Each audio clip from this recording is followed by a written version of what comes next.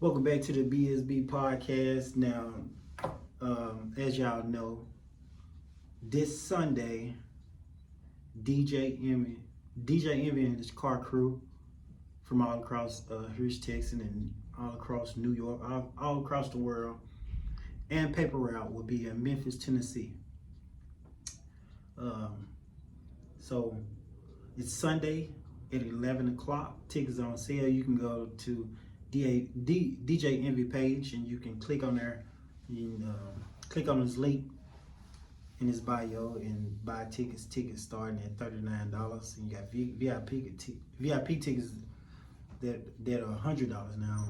The $100 tickets, the VIP tickets are sold out. So the only tickets that he got left is the $39.99 tickets. I got me a VIP ticket. I've been got it before this week. I got mine last week. Gotta hit everybody because I know it's gonna be packed. I ain't got no car to take to the car show. Actually, I wanna present myself to DJ M and talk to him myself, which would be very hard. But ain't no thing but to try it out. Now, they also said Dolph Museum will be there. I forgot exactly where it's at. I know it's off Walnut Grove at the Agri Center. I think that's what it is. I think that's what it's called. Yeah, I think it's at the Agri Center off Walnut Grove. And now forgive me for not knowing what center it was at, but I know specifically where it's at, and I just don't know the name of the building. But I think it's Agri Center, and it's off Walnut Grove. So I'm going. I'll be there tomorrow early. I don't have no car. I'm going to eat good and get footage and bring it back and show y'all when I get ready to drop my next segment of the show or next episode. So speaking of that, he will have special guests. Like I said, Paper Route, Charlamagne and God will be in the building, Key Glock, and a lot of other superstars. I ain't gonna give y'all all the names. Just, you know, if you go, you'll see. I also want to talk about Tyrese. I'm going to talk about Tyrese and the statement that he made. Now, Tyrese stated that he realized during his divorce trial that his relationship with his ex-wife was only about money. It was never love. It was just a transaction. And that's some sad news to hear, and that's fucked up. Tyrese is going through a divorce, and he's about to lose probably half of his property and half of his bank account, which is sad. It's hard to experience it, I guess. I don't know. I can't speak for him, so I'm just keep my thoughts to myself about what he should have done, because I wasn't in his shoes. I don't know how manipulated he was and how manipulative was the woman. So, but to feel that your marriage was just a transaction,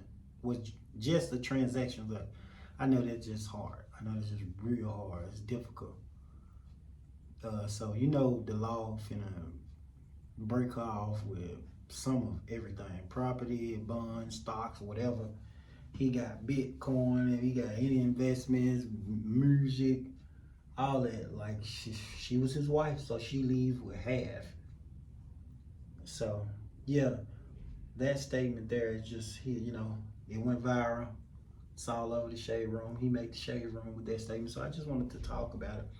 You guys can comment and let me know how y'all feel about it. Make sure y'all like and subscribe to BSB Podcast. This is to be something to be going on forever, and forever. I like what I'm doing. I love it. Y'all. So,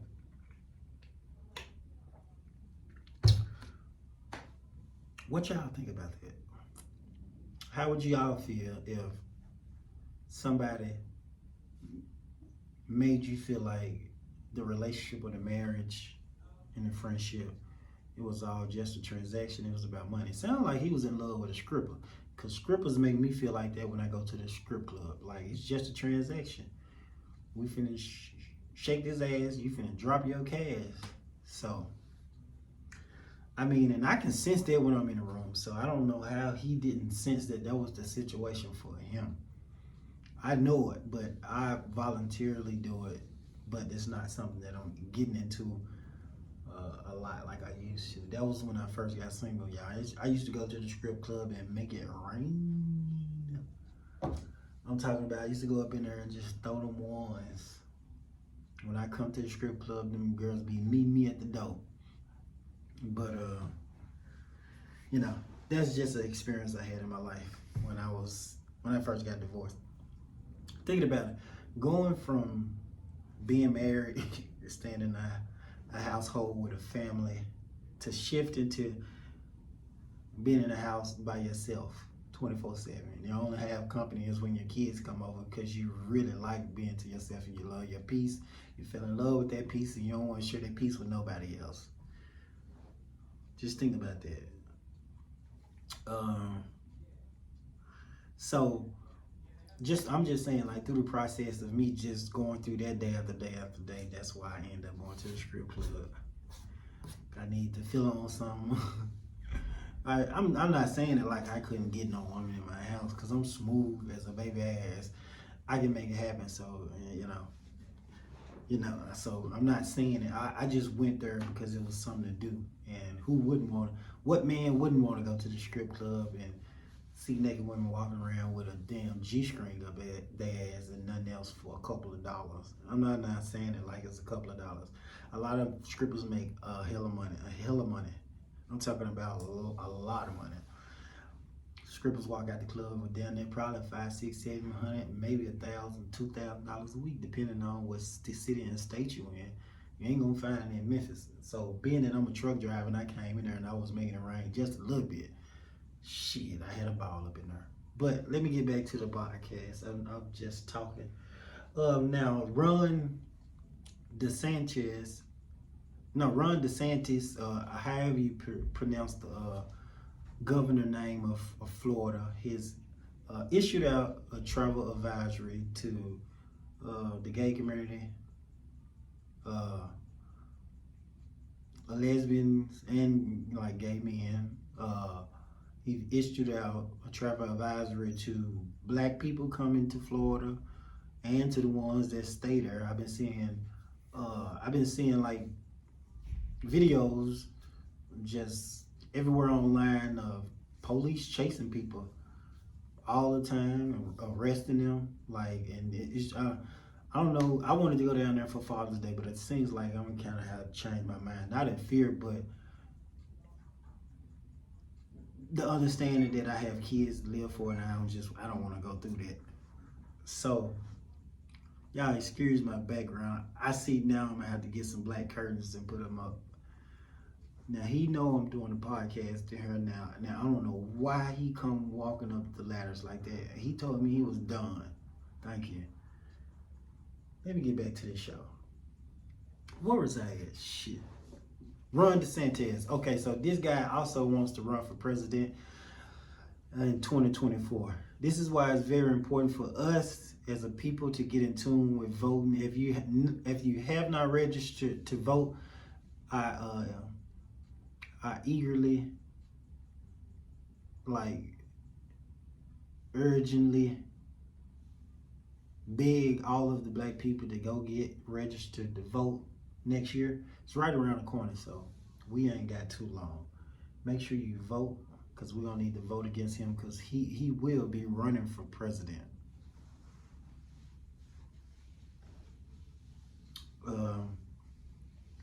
Sorry about that, y'all. I have to look back at my time because they comes walking through the door like, nah. I got this joint till 3 o'clock. I still got about 50 minutes left. And I apologize, y'all. I did not do this many delays. They throwing me off because of walking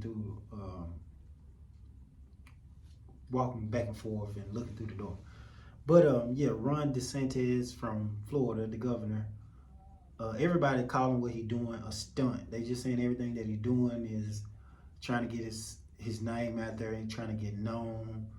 Plus, he trying to get all the people that he can to bring some attention to his camp and his campaigning and everything that he's trying to do. He's trying to make a name for himself. Now, y'all know a lot of people in America don't like black people.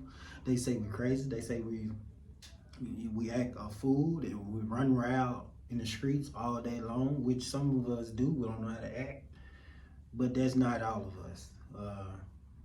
Forever in this country, we always been looked at. We always been profiled. So, I mean, I'm used to it. It's nothing new. I've been being profiled for a while too. I remember one time I got pulled over by the police, y'all. No lie, me and my friend Jonathan in the car, and it was right there on Hollywood and no, not Hollywood. It was on Valentine and Watkins. We had just got done playing basketball.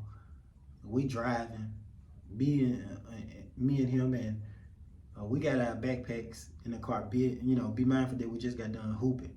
So we put our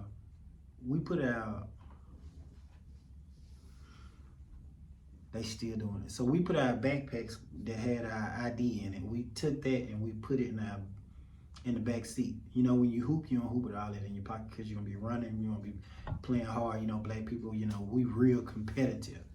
So with that being said, the cops pulled us over. We pulled over. They walked to the car. When they walk to the car, they tell us, "Get your IDs." I blatantly said to the cop, I said, "Okay, my ID is in my pocket in my backpack in the back seat. I'm gonna reach back there and get it." He said, "Okay, cool." It was two of them, one at the driver's seat and it was one at the back seat. So we both turned around after they gave us the okay to get our IDs. We turned around and reached for them and they go, oh, like they finna start pulling like they was just getting ready to pull their guns out. And that was like one of the most scariest moments in my life. I was like, whoa, we ain't got no gun. We told y'all our license is in the pocket of our backpack and our backpack's in the back seat. I don't know if they was listening or what. But I just felt like I was being profiled because they was threatened by two guys sweating to death. Like, if we had a basketball, you can look, we didn't have tinted windows, you can see right through the car. You can see that we was just two guys that just got done playing basketball when we was on our way home. But at the end of the day, we ended up showing our ID. They asked us, could they search our car? We was like, what's the protocol? Like, why? What do we do? You know what I'm saying? And they was like, all right, don't worry about it. And they let us go. But I felt profiled in that moment. What else we gotta talk about? I want to talk about a post that I seen. It says all club owners sleep with the bar girls. They said all club owners sleep with the bar girls in the club. So if you got a girl, I mean, for me, preferably, I never date a girl who is at the club for work. Every weekend, like every Friday and Saturday. Like, I'm 40-ish years old. Like, I ain't gonna be doing it. It's not me.